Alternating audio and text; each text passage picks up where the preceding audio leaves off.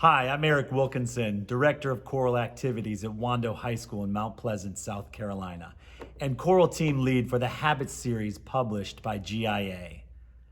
In the next few minutes, we'll review our choral method book, Habits of a Successful Choral Musician.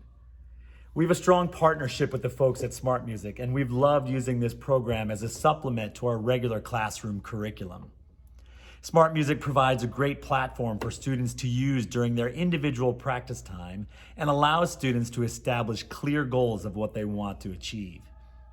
Using SmartMusic for assessment has saved me time during the regular school day and given my students that opportunity to work on individual assessments at their own pace. SmartMusic gives students immediate feedback on days when I might not have time to listen to all my students in a row. Let's take a few minutes and look inside Habits of a Successful Choral Musician. Hey choir friends, my name's Eric Wilkinson, and I want to give you an inside look at our new choir book in the Habits series published by GIA. Here it is, Habits of a Successful Choral Musician. This is the student book, and there's a matching conductor's edition. This is a great teaching resource for you to have in your choir classrooms. There are over 250 sequential sight reading exercises, as well as vocal pitch exercises, folk songs, rounds, chorales, also chapters to build ensemble work and reading key signatures. It's all right here under one cover. You don't have to go to 5 different resources or go make more copies from this book or that book to get what you need to build a better choir this year. It's all in one edition. Let's take a look inside. All right, so here's the book. It's 8.5 by 11 inches. So each student can have a copy. It fits easily into a 3-ring binder or choir folder, whatever you use for your students.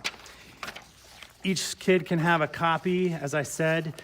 Table of contents, warm-ups, vocal pitch exercises, ensemble work, rhythm work, key signatures, tonal patterns, mini melodies, advanced melodies, folk songs and rounds, chorales, musical terms, and symbols, all packed into this one book. Solfege hand sign chart, some warm-ups, some breathing exercises to explain, warm-ups to build resonance, head voice, improve the falsetto, build agility, style, and relaxation and articulation. All right, let's take a look a little closer. Vocal pitch exercises. A lot of us are teaching these to our students already on solfege, but it's nice to reinforce them with the visual presentation and have it all written out for what those vocal pitch exercises are. Great exercises for your minor scales, harmonic minor, melodic minor, and really fun exercises for the melodic minor scale as well as the harmonic minor. Also, during your warm-up and fundamentals time, it's great to work on ensemble skills, watching the conductor, tuning chords, vowel unification. There's some great progressions here to build on those skills during your fundamentals time. Also, dynamics, reading dynamics and getting good dynamic contrast. Wonderful exercises there for your choirs. Exercises for articulation, melismas, also attacks and releases. Practice those things before you get into the repertoire so students know what you're talking about. All right, let's take a look at the sight reading section of the book. As I mentioned, there's over 250 sight reading exercises. These all move sequentially. So we've got this chapter, chapter 4, rhythm work. We're just gonna work on rhythm. Use whatever rhythm syllables you're using, whether it's counting or takadimi or kodai, ta, titi, or any other method. Use that to build sequentially with your students and conquer each of these types of skills.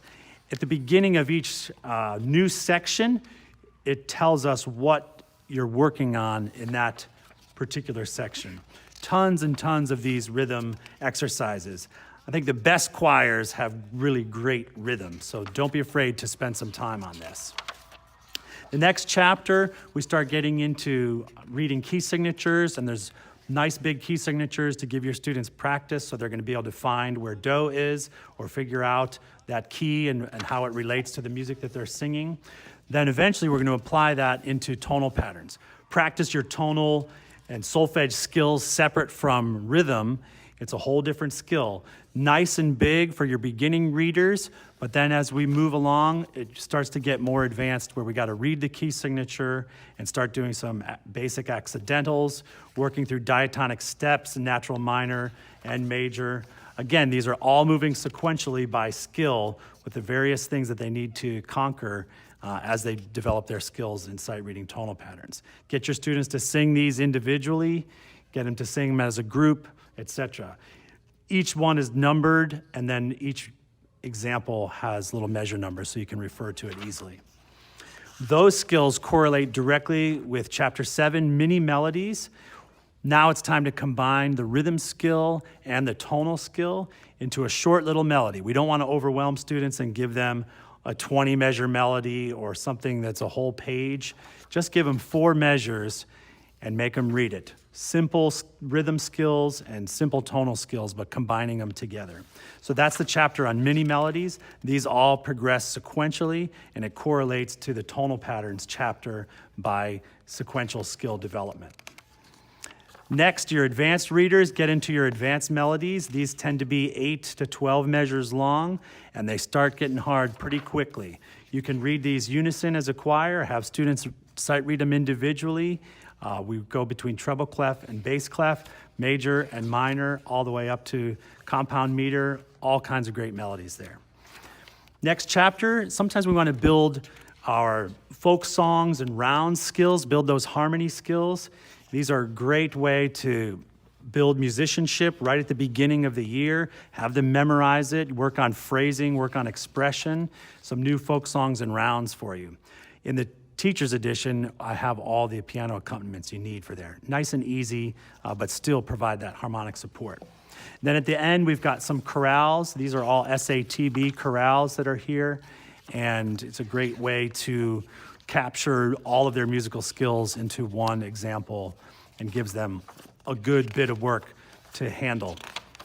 Last part of the book, musical terms and symbols. This is kind of like a workbook for the students.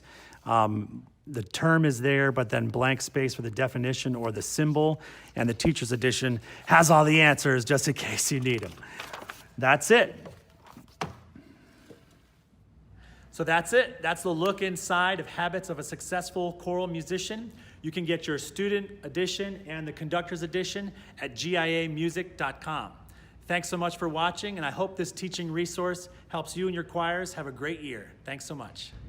We are so excited about Habits of a Successful Choral Musician and our partnership with SmartMusic.